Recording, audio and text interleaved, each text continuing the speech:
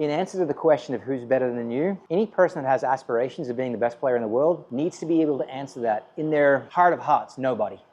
Nobody.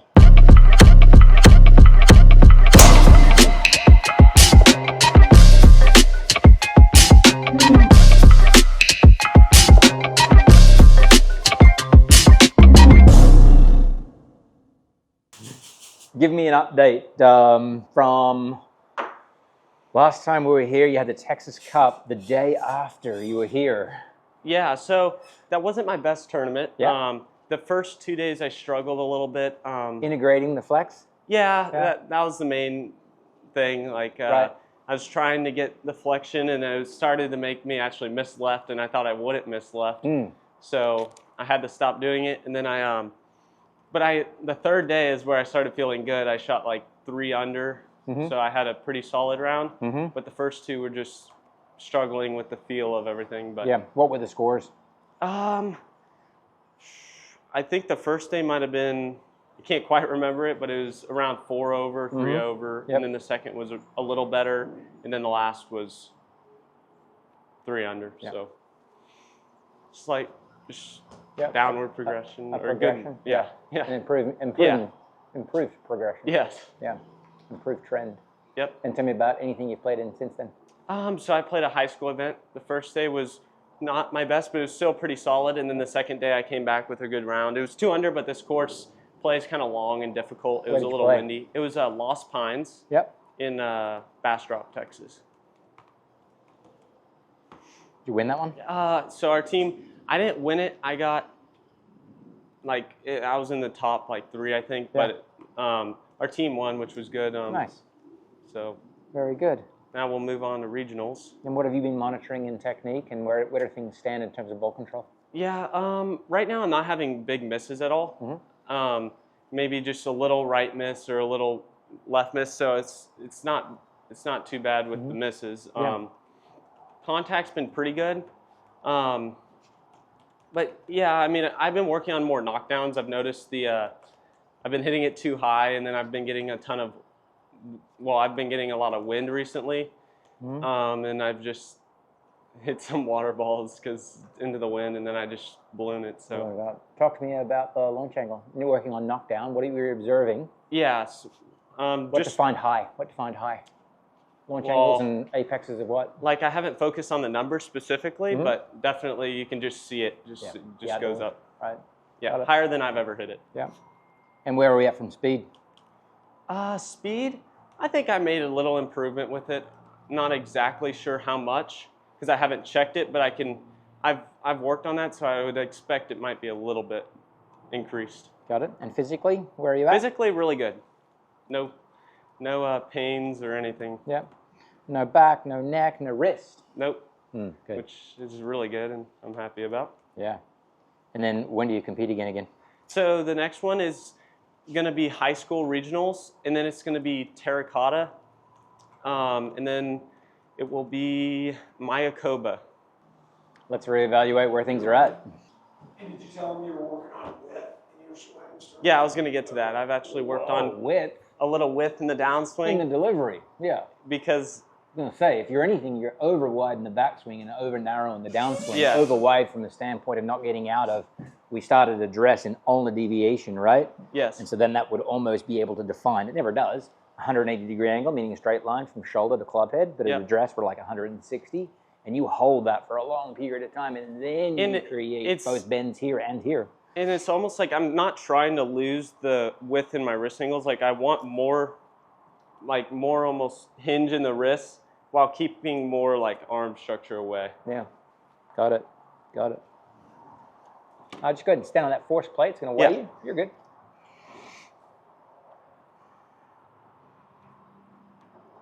And Cameron, from time to time, plants his ball position. He's had the ball forward in the stance, and it's driving me nuts. He's hitting the ball very high. Yes. Recently, which is how we got into working on knockdowns. Knockdowns and understood. We call it under the table, the Harvey Pinnock thing. You feel like you're driving under a table. Sure. A few feet in front of you.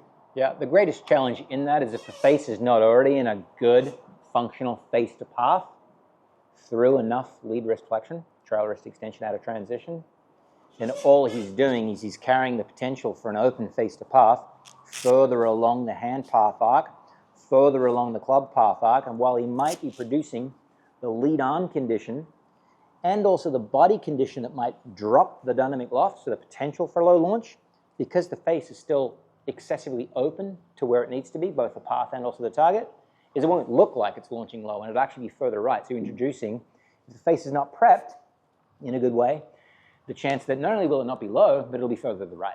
Yeah. So.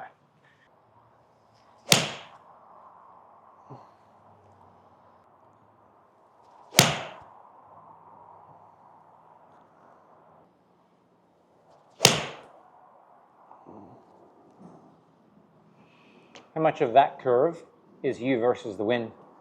I would say probably 50% of the curve was me. That one was very straight.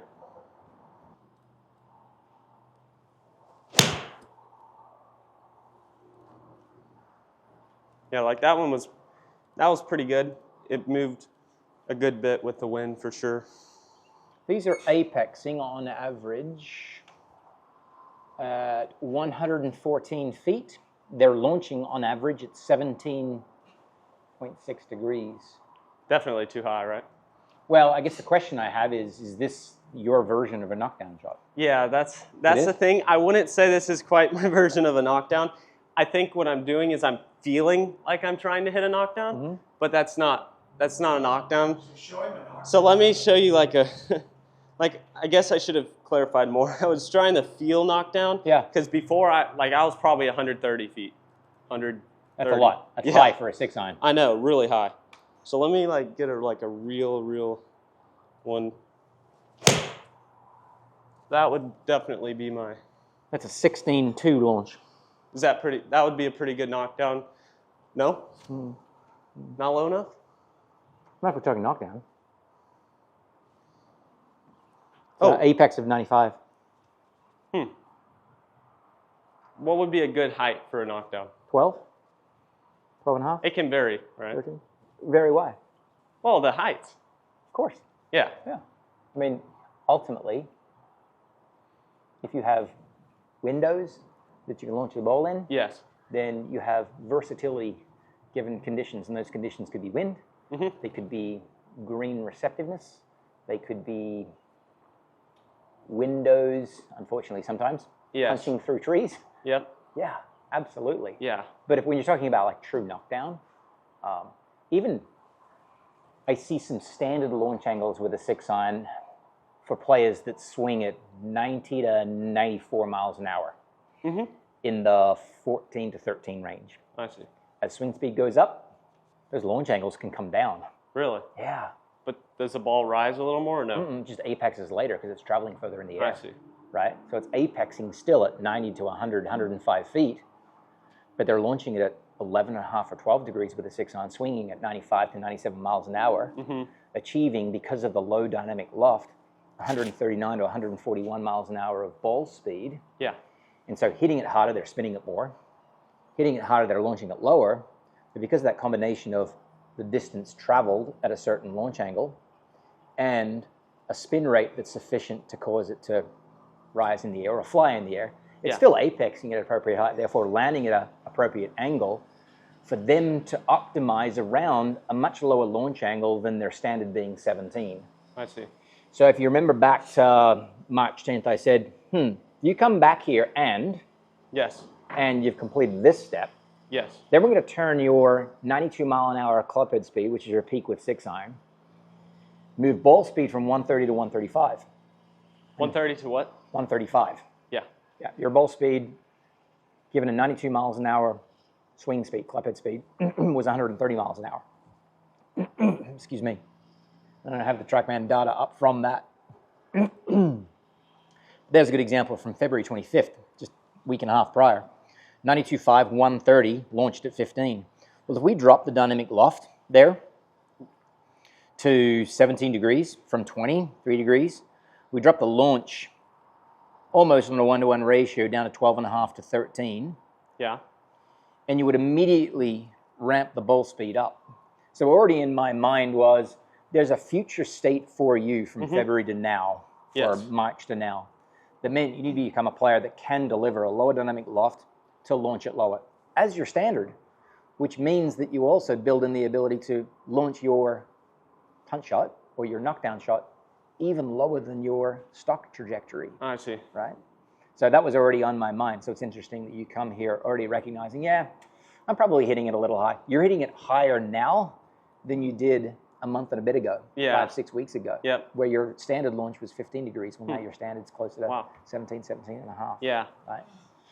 So come back across here and we'll talk through where things are at and where I'd like to head, kind of in collaboration with your developmental focus, because you go away and you seek feedback, and that feedback is video camera, that feedback is TrackMan data, and that feedback is also what you determine is necessary based on how your ball's flying in real conditions, golf course time, right?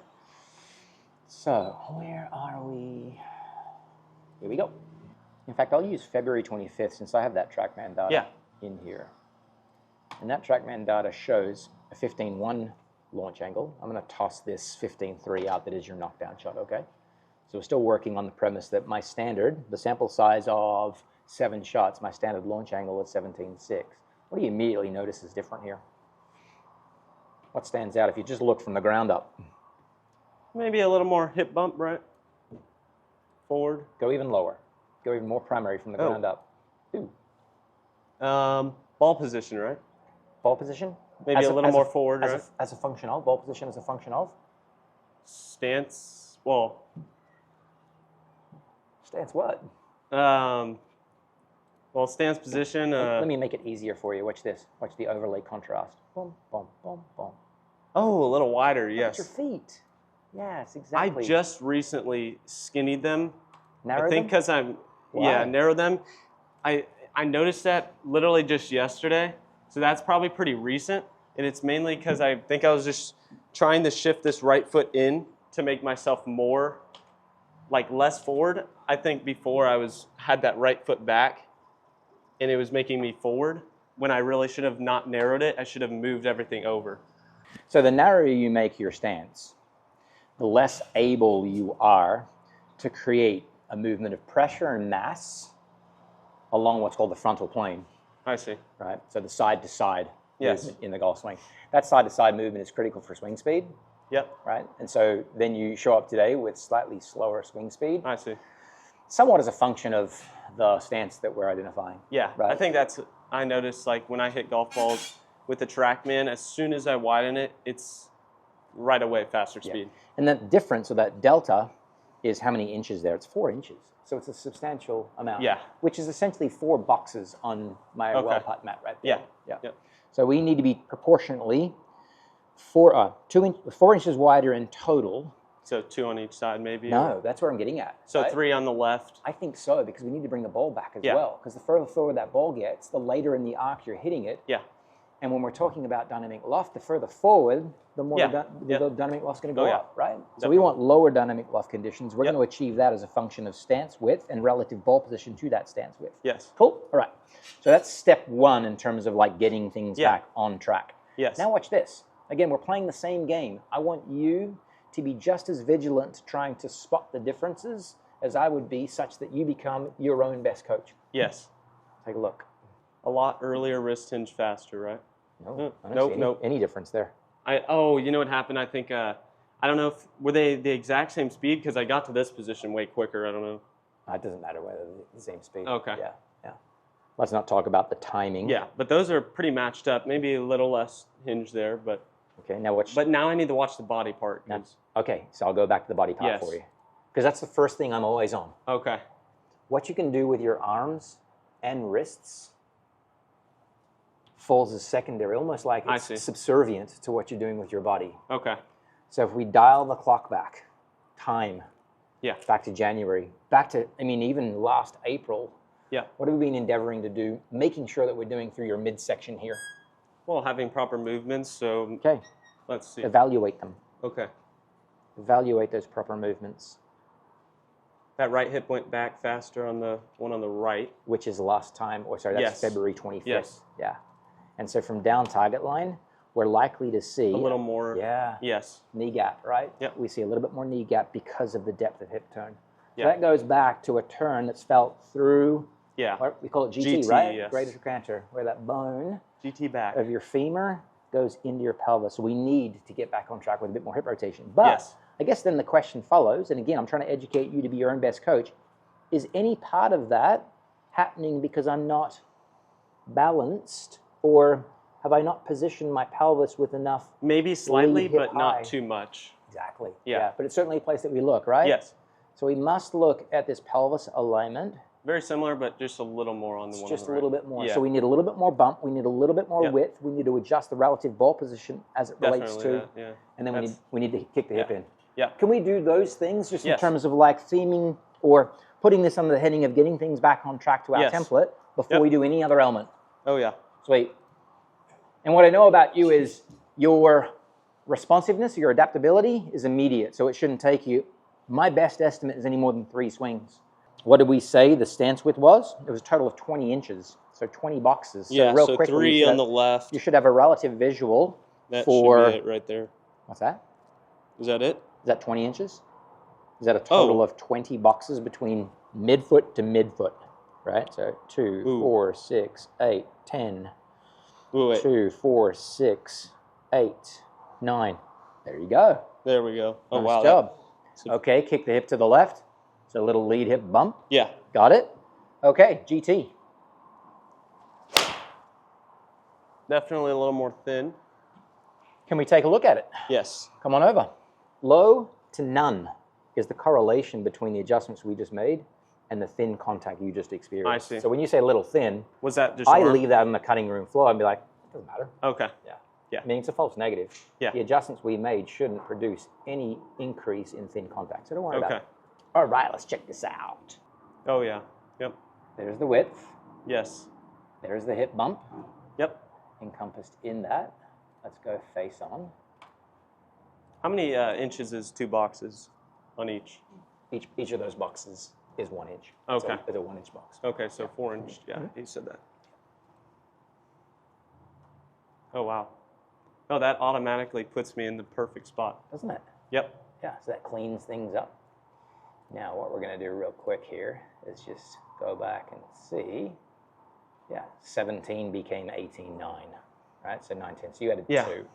Okay, so more. Okay. I think there's a chance. No, not more. Oh, okay. There's a chance that there's a measurement error going on there. Oh, I because see. visually it looks appropriate for Okay. the height, the club that you're using, the orientation of ball position. So we're good. So Yeah. now, what's the last thing that we wanted to make sure that we did? It was I just a drew little it. more right hip. There you go. Yeah. Right, GT. Here we go. Still need more. Nope. No, you don't. Oh, wait. This one. Oh. That's the adjusted. Oh, I was looking at that. That's why. Yep. That is it. Yep. Adjusted. Got it? Yes. So we can do that. How much attentional capacity, meaning how much concentration does that require? Is it using all of the Not computer's much. working memory? Nope. Okay, nice. Do it. Let's go 5 more times.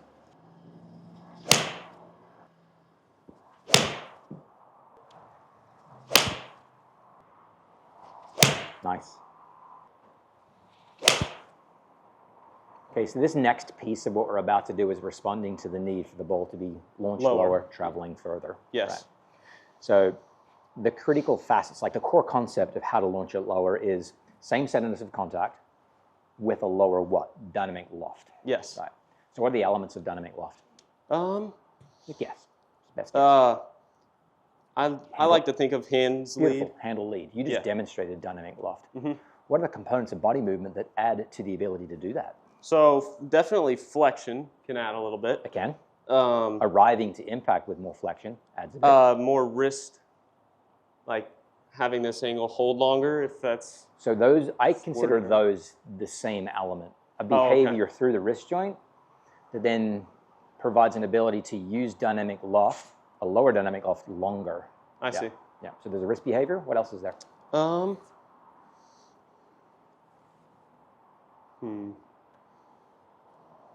Show me this, and I think we get to the answer that I'm looking for you to be able to Yeah. speak to. Is show me an impact that would be extremely high dynamic loft. So just take a stance, make any level of backswing. No, high dynamic loft, high dynamic loft. Oh, this way? Oh, there you go. So what's, if you were looking at a mirror in front of you right now, what's the lead arm position relative to your body's midline? If the midline of your body is 6 o'clock, then your lead arm angle is over here at what, there. 7 o'clock? Yes. What's a low dynamic loft condition? The arm is... Over here at 5 o'clock? Yes. All right, so there's some travel to the arms relative to the midline of our body. I see. That sets up the likelihood of low dynamic loft as well, right? Yeah. Give me a high dynamic loft environment again. Super high, super scoop. The people that you see on the driving range, you like shake your head like, no, you're not doing it right, right? Aren't they also like that? Yes, so a little, with the wider stance, a little hip bump, that's going to help get into that position. It can. So then the other component here is there's a wrist behavior, there's an arm relative to the midline of the body behavior. Yes. And there's also a mass distribution behavior during the swing. I mentioned it before, a movement along the frontal plane, the right-left. Yes. And I said only, hey, as you widen your stance, you increase an ability to use your body mass to leverage that. Yeah. That increases swing speed. Yep. How much do you think you're using it right now? Like the percentage of what we've done before of going down? Yeah, exactly. Down and left. Probably left. 100%. You're using 100%, are you? Take a look. Take a look. Take Was TV that right? screen. TV screen. Or, okay. Because I remember it being 200% last time. Oh, no, you're talking about the vertical component. Oh. I'm talking about the frontal plane component. So not the up-down. I'm talking about the movement from right to left. Okay, I'll give myself 70%. Okay. But I'm not too sure on the right to left part. Got it. Got it. Oh, it looks like it's around 50%. You see the purple graph up here. Oh, right? okay. So any good golf swing starts with a kick of pressure from your left foot towards your right foot. So in the direction of that scribbly little arrow that I tried to draw, there you go. Yeah. Direction. That would be registered as a net movement of pressure or force.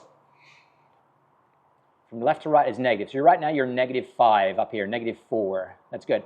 And then right about this phase of the swing, that should turn around and become positive. Because what it does is it breaks the movement of your mass further over your right side. So it starts to slow. Watch me. So I'm kicking force from left to right. Yes. Moves my body mass some amount, moves the pressure some amount to my right, but then I break it. I go positive to stop me moving this direction. Otherwise, I'd have to take a step away from the target. Yeah. And also, then I hit the gas going the opposite direction that then moves my mass, because my mass never wants to get over the base of support, right? That's my mass fully over the base of support. That's why I can stand on one foot. I go left, right. I now go right, left, and I keep going right, left. I keep going right, left until I've gone right, left enough. Now I've got base of support over here, and then I break this side to stand up. Yes. So essentially what we're doing is when you move from left to right with pressure and mass, you move the virtual arc to the right. Yes. Yep. Then we need to get it back to the left. Yes. And getting it back to the left is like saying, we're going to hit on a more downward angled attack. Yes. We're going to drag our lead arm more over the lead side of our body. Yep. It's going to pass the midline some amount. We may not even have to do anything through the wrist. We may not. Okay. Right? So the first piece is, let's just try and move our mass to our lead side. Yes. Get your upper body over your lead side. Okay. More and sooner. And see what we do to the launch angle. All right. Let's demo this together. Make me a backswing. Good. GT, good. Push me with your glute. Good. And then the chest needs to follow it, right? Yes. I'm talking about left, like pushing me. Oh. Yeah. Good. And then come back down to impact. How light are you on your right foot right now? Very. Extremely. Yeah. Yeah. That almost feels like 100%. Yeah, good. Good. Fire away when you're ready.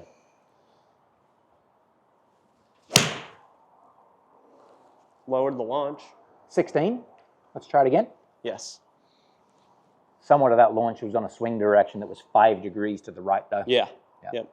Go ahead and demonstrate it as if you're pushing me out of the way again. Yeah, but bring the handle all the way back to impact, meaning I want you to prime, I want you to rehearse impact. Show me impact, club behind the ball. Good. How light is your right foot?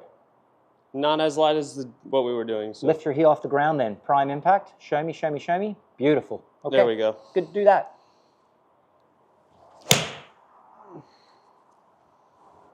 (16-2). Some of that again is on a swing direction that's a little too positive. Okay. You're moving nicely along the frontal plane, though. Well done. Yes. Do it again. Same rehearsal, as if you're pushing me over with your butt and your back. Show me impact. Show me impact. How light is your right foot? Light. Very good. Do that. That was definitely done well. Yeah, very nice. So since you felt like you knew that, let's deep dive. Let's investigate. Right? Because we're 3 swings into doing something. Mm-hmm. We wouldn't really want to add more swings if we weren't sure that it was the right amount of what we're wanting to do. Do you agree? Yes. Let's check it out. You want to come around here? Yeah. Yeah, it looks definitely more on the left. Way different, doesn't it? That's the real swing, right? That's not the rehearsal. Oh, no, that ball is moving. No, that's a real swing. Oh, wow. Yeah. Yeah, that's a big change. Everyone get that? It's a real swing. Yeah, sometimes people get fooled by like this before and after that is only like a staged impact. Yeah, right. No, that's a real swing. Wow, that was a big change, which is good. You did that, kid. Here we go. We won't even look at the force plate stuff because we're going to assume that if the kinematics are there, the force plate stuff is there, but we will go back and take a look at it. So take a look here. Let me get all those lines and whatnot away. Stand by, because I've got to bring them together. Now we have parity because of that adjustment in stance width, right? So here we go. So body on top of body. Yes. Little deviation where that ball's positioned, but regardless. Yeah. You can see the left thigh, too. Okay. You're at last parallel relative to the ground. Look how much your pelvis is now repositioned. Oh, wow. Wow is the response. Yeah. Exactly. And as a result of that pelvis, meaning you pushing me over with your left glute, left quad. Yes. Right? Your chest is followed, your shoulder is followed.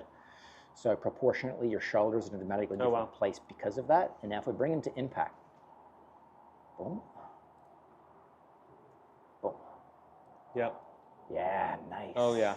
That's how you set up an environment through moving from your right side to your left side, trail foot to your lead foot, with your body mass to hit it lower, to launch it lower. Okay. Now, you want to do a few more of those?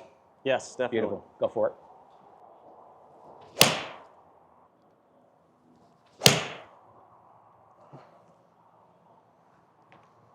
Okay. I said 3 swings. We waited after 3 swings to assess whether we want to continue to do what we're doing, whether it's producing the right result, right? There's action and there's the outcome being the result. And I also said, what I know about you is you're responsive. Right? Elite level players, they typically respond pretty darn quickly. Yes. Let me brag on you real quick. Okay. Remember what I said about this is at the start of your swing, you'll go negative. You won't go positive early enough, meaning the graph above the x-axis, and you don't go positive enough. That's timing and amount. Earlier, more. As a result of that, look at how it cleans up what's called the pressure trace. Right now, you're at impact. You got 74% of pressure back on your right side. On this one, you're at impact with 73% of pressure on your lead side. Oh, wow. This one's fairly linear, movement from back right to front left. This one, a bit of a helter-skelter of movement back over your trail side after trying to get it into your lead side. You are responsive. You're doing it the right amount and at the right time. Good. I can take my hands off the wheel and let you drive. Okay. Good. Excellent. All the way to impact though, right? You want your brain to experience how you arrive right back to here, even adding more travel to the lead arm. We'll get to that in just a second, because I want you to have an ability to launch it at 12 as necessary. Great job. That was it. There's a 14.9. That was the lowest launch I've had. Outstanding. That was the lowest launch. 13 launch. That's an easy 128 ball speed on 89 miles per hour. Oh, hello, 14. Nice. There's a 90 at a 131 ball speed. Take a look here. Right? Earlier I described what we were at last time, 92.5, and you were producing 130 ball speed. Well, now you got a lower dynamic loft environment at 17.8 versus 20. Now we're getting more ball speed for less club head speed. That's pretty cool, isn't it? Yes, that's Yep. Outstanding. Outstanding. 13.9. Just watch that back right foot, back right foot. Anytime you have too much flare, Okay. you lose an ability to push off. It's like if you were a speed skater or any skater, right? Mm-hmm. You wouldn't turn your blade if you're trying to push from right to left. No. In any way other than relatively perpendicular to the direction of force, right? Yes. Perpendicular direction of force. We're looking for the direction of force to be towards the target sideways. Yeah. So we want that trail foot to allow rotation, number one, right?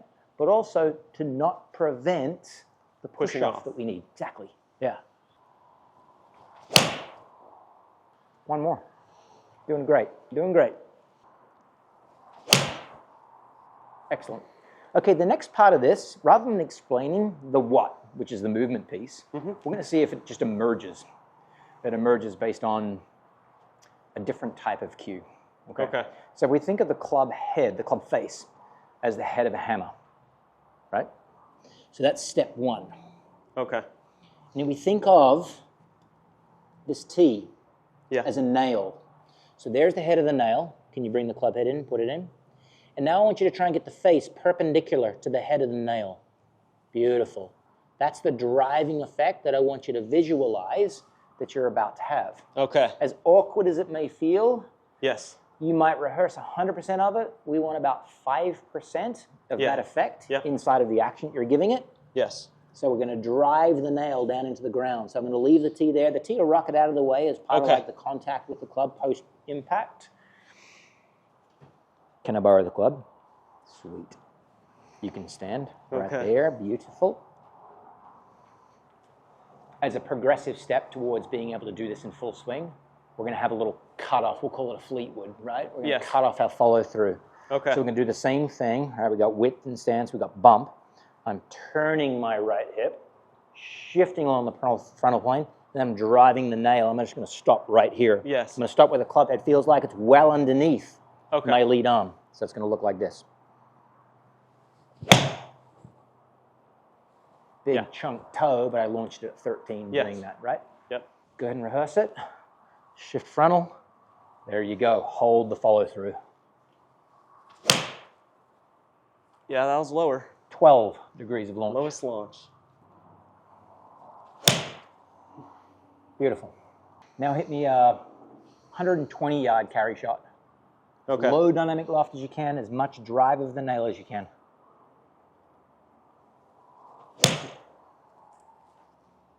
.13 launch. Okay. I think in hitting at the same distance, you're better than me, right?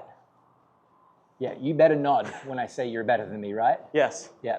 In answer to the question of who's better than you, any person that has aspirations of being the best player in the world needs to be able to answer that in their heart of hearts. Nobody. Yes. Nobody. So you're better than me. So the challenge becomes, we're going to hit it 120 yards. We're going to alternate shots. Yep. I'm going to be able to launch it at 8 degrees. Okay. That's just my warning to you. You have to beat me. Okay. Because who's better than you? Nobody. There you go. There we go. Okay, so 120 carry, 8 launch? Yep. Okay. If it goes one further than 120, I'm fine with that. Okay. Just slow launch. Yep. I just know the shorter I go in my swing, the slower the swing speed, the better control I have of the movement. Yes. 10.8, my turn. Okay. If you beat me on any one of these by more than, for every degree you beat me by, I pay you $1. Okay. All right? So you win 153. That might be a little high. 9.9. Oh, no. 9.9. Well, yours is not too 10.7, far off, mine's 9.9, and TrackMan always adjusts down. Watch this. 8.5. Boom. Ha. 158. I hit it further than you and launched it lower than you. That's a win for me. Same thing. Here we go. Who's better than you? Nobody. Thank you. Come on. Woo, hello. That might be lower than 8. 9.5. It'll adjust down. Okay, Let's check it out. Let's check it out. I'll get ready for mine. Can't let the kid beat me because who's better than 7.7. Hello. We got video on that too. So we got vision as to how you created that. All right, 7.7. I don't want to pay him $1.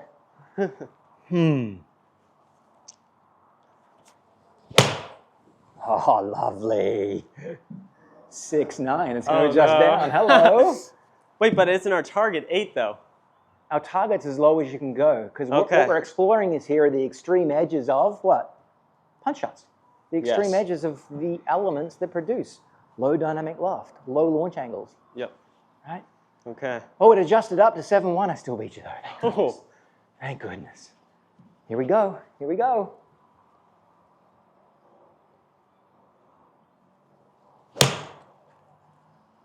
That might be 8. 8, yeah. Oh, it looks like it might adjust a little down. It will adjust down. Okay, this next one.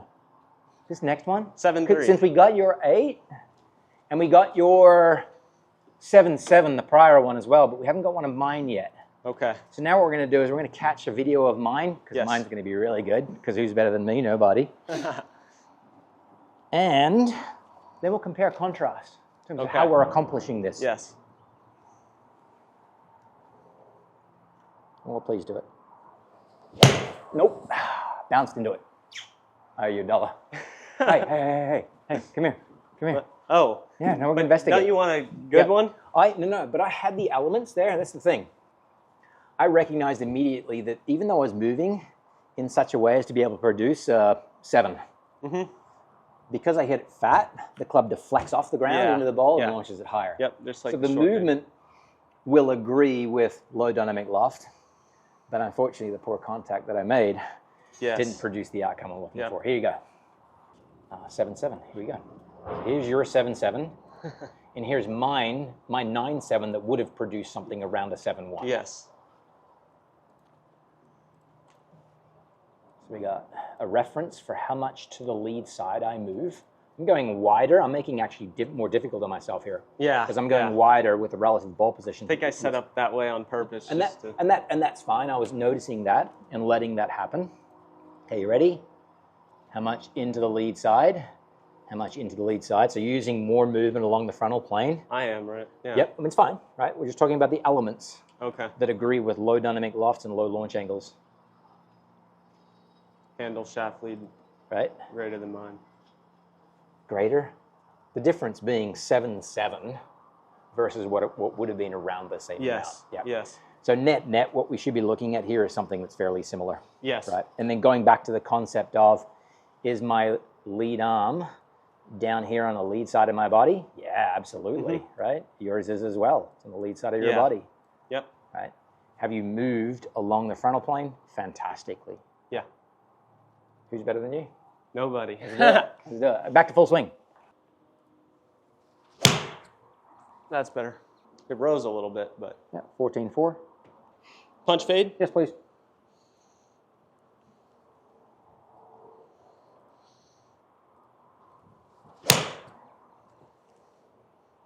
Straighter. Great job. You just brought the swinging direction back around to where it would normally live. Yes. +1. Yep. Punch fade again. Keep working that. A little better. That's probably pretty good, actually. 83 miles an hour, 121, 12 degrees of launch. Well done. When you look at the impact that you just made, what does it tell a story of? I have pressure left. Hands are more in front. Yep. Yeah. Can we distinguish between pressure left and mass left? So you want me to just say mass left, or what do you mean by that? I think it's an important distinction to make. Yeah. So stand back here. Yeah. And what I want you to do is I want you to jump off your left foot to the right. That way. Okay. So when you started that jump, how much pressure did you have on your left foot? All of it. Yeah. Where was your body mass? Left. No, it wasn't. So I kept it centered. Yeah. And I shifted left and jumped. Yeah. Have you studied physics much? No. No. Okay. This is a concept of, it's a concept of leverage called moment arm. Right? In order to maximize your ability to jump sideways, you keep your mass pretty centrally located so you can jump sideways. That's different than if I was going for a vertical jump. I'm trying to get my mass over what I'm trying to jump off. Yeah. When I'm trying to jump sideways, my mass is more inside my base of support. I see. That way. See that? Mm-hmm. Right. And you just did the same thing. And so what we want to do is we want to experience pressure by getting mass over our lead side. Yes. Because I've seen far too many golfers think pressure And what they do is they push into their left foot, and it keeps their body mass back, and they keep hitting it high, and then they're wondering why. Well, Cameron, I'm experiencing pressure because I'm thinking pressure. No, let's experience pressure because we're thinking mass. Okay. There's the distinction. I think it's pretty important. Yes. Agree or disagree? I agree. Beautiful. Give me a negative swing direction. Woo, hello. Punch cut. That was negative. Punch Close. cut. Maybe 0. Yeah, -2. Oh, good. -2. That Oh felt my nice. goodness. That was nice. How sexy is that shot? Launch That to is- 11. Yeah, that's a good one. You see your attack angle now? Steeper, right? Yeah. Down 6. Yep. Yeah. Your starting point was down 1.4. Well done, sir. 12-9. Now hit it hard. High? Hard. Oh. You got high on tap. Yes. That's 135, I think. 13-2, 135. You're all right. On 94 miles an hour. You're becoming a different golfer. I think it's a good time because you're 60-ish shots in. You're 60-ish shots into our session, and we're close to an hour into our session. To pause to reflect. Yes. Or maybe even better than that is to answer any questions you might have. Like the questions you might have. And they can pertain to what we're talking about right now, which was the agenda you had coming in. I'm like, trying to launch it lower. It's been part of my developmental timeline or continuing for you. I'm like, yeah, he needs to launch it lower. And when he does, he can get more ball speed for any given club head speed. Yes. Right? So he can hit it further and play better in the wind, clearly, because that's your motivation, right? So are there any questions? So when I'm like shifting left, is the reason why the club head speed's increasing because the dynamic loft is lower, or is my hand speed getting faster because I have like this motion going? Yeah, so the transference of energy starts at the ground and moves up. Yeah, that's principally the difference in club head speed. But there's also a piece that says you think club head speed, and collectively the ingredients that the person uses to create club head speed would also all increase. So neurologically, you're just creating more speed. The source of that speed is too hard for me to correctly evaluate. So it's an educated guess. Yeah. But most definitely, when you move more from right foot to left foot, you're increasing the potential for more club head speed. Yeah. So it's like this, you move right, left, you're also moving lower, interestingly enough. So you're actually exploiting even more of a vertical piece as well. I see, yeah. Organically here, as you're trying to get down into the ground and really compress this nail, or drive the nail. So you're using two components of what's called ground reaction force to help swing speed rise. Yeah. And then the rest of it is just you being an athlete and neurologically creating more speed. Yep. Yeah. Okay. If you don't have any other questions, I've got a question so like for you. about flexion. Yeah. Is like eventually we'll need to feel more of it, or are you? You know, interestingly enough, it's happening more as you're trying to launch it lower. Why would that be? I was thinking that same thing yesterday. I was feeling like when I was launching it lower, it naturally gets into that flexion position, and then you're here. That's the flexion right there. Yeah. So it's getting there at impact, and it's happening earlier in the motion. Yeah. Which was the first thing that you stated. I was like, well, okay, what are those components of low dynamic loft? You're like, well, there's the wrist position, right? Boom, right? I see. You already started doing that. The more we're launching it lower, the more you're driving that nail, the more that is also emerging without us even having to discuss that. Because I thought we're going to address body first, then we'll get into driving the nail and see if that shows up. Yeah. Because I was anticipating, I was hoping, I was like, please. I was hoping you'd move your arms to the lead side of your body more, and you would create the wrist conditions that wouldn't allow the ball to do what? Flare right. Yeah. Because typically when a person's dragging the handle or moving the handle more along its travel before impact, it's only a rightness. And that's what I was going to ask. Yeah. Like when you're trying to feel that motion more, it should make it go right, but I've got more flexion, which should square the face a little more. Exactly. So. One offsets the other. Yeah. Indeed. Yeah. Teach it back to me. Okay. So started off today getting a little wider with the stance. Feel good on that. A little hip kick. Yep. Right hip first move, GT back. So initial start of the swing. Coming into it, or actually getting past P2, I'm feeling like I'm shifting pretty hard, low left. And then coming into it, I'm feeling like we were talking about, creating the flexion almost, getting really ahead of it, driving the nail into it, and then releasing through and trying to hit it low. Beautiful. The pitcher, though, is driving the nail, and everything else kind of follows, Yes. doesn't it? Yeah. Yeah, you don't have to think of that thing we were talking about. It just came from. Very nice. You come a long way since April of last year. It was April 3rd last year. Yes. We got back together again. Yes. Right? A long way. Yeah, good progression. Mm-hmm. I've definitely never had that much lateral movement of the mass getting in the left side. Mm-hmm. That's definitely the most I've seen. The beauty of this is you won't do too much because your brain's going to go into survival mode thinking, I'm going to fall to the left if I do too much. Mm-hmm. Right?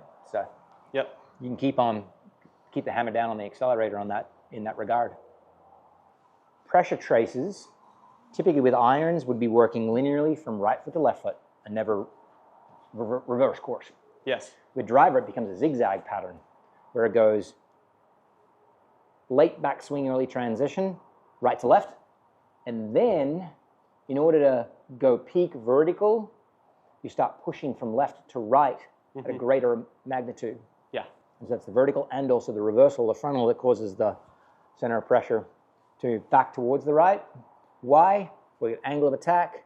We got trying to maximize in many regards peak swing speed, peak club head speed with driver.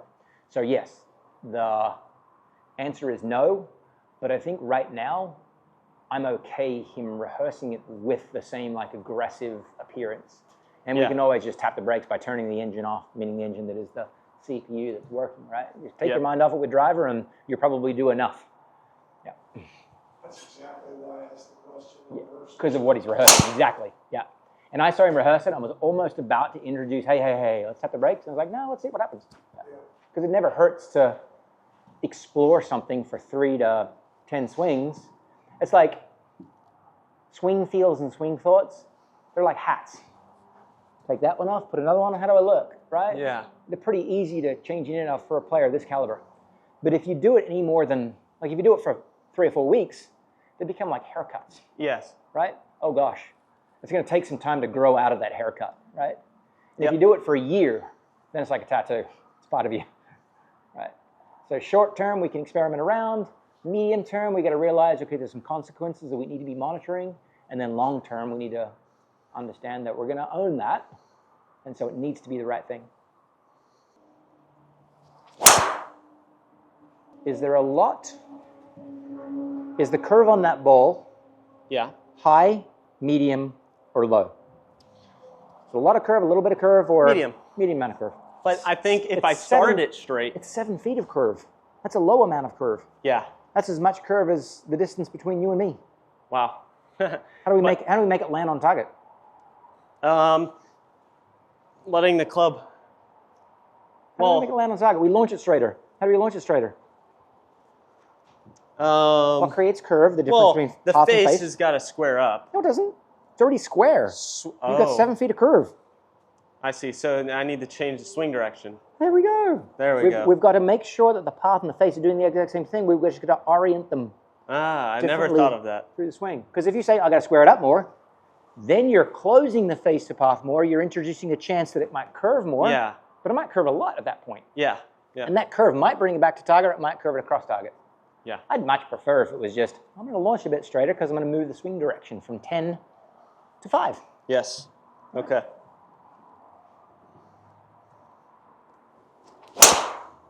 Better? A little combo of both. Yeah. Right, it's coming back to target. It's Also, close to 170 miles an hour ball speed. And I have never gotten to 170. No, you haven't. And this from a kid, there it is, 170.2. Oh, that's a good milestone. That's the first time. Check, ever. PB, check, PB. I need to get one of those things that they have on slot machines. Like ding, ding, ding, ding, ding, ding. Yeah. First time ever. Go wider with your right foot. Go wider with your right foot. Wider, wider, wider, wider, wider. Yeah, all the way out to the logo. Beautiful. Okay. Same thing.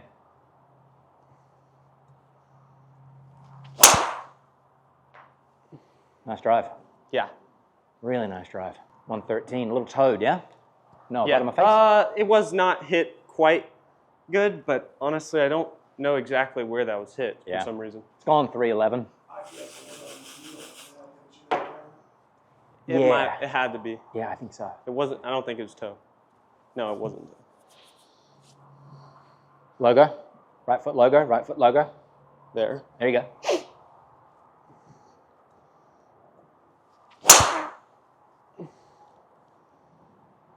There's another 170. That's 170.5. Yeah.